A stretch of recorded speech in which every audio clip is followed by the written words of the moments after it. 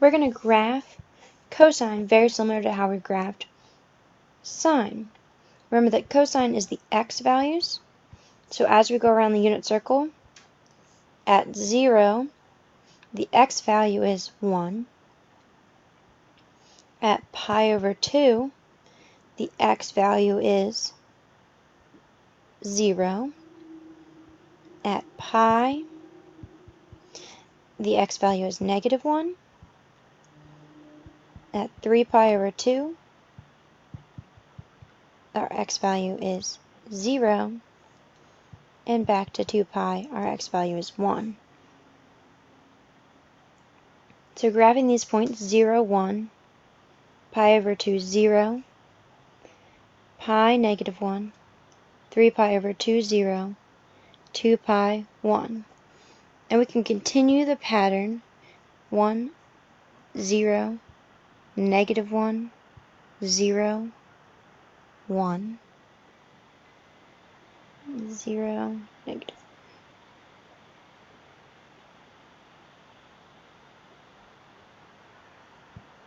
So here is our cosine curve. You'll notice, just like sine, the domain, the function goes on forever from negative infinity to positive infinity, or all real numbers. The maximum value on the unit circle is 1, and the minimum value on the unit circle is negative 1, which means that our range is negative 1 to 1 inclusive. Cosine is a periodic function, which means its y values repeat.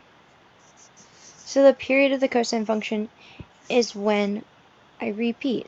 So I start here at 1, my function comes down and back up to 1 again, and that happens at 2 pi. So the period of this function is 2 pi.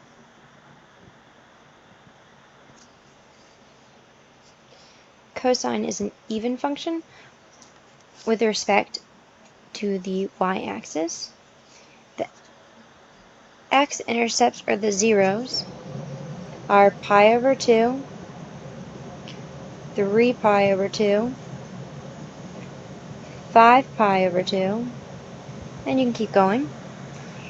And unlike sine, our y-intercept is 0, 1.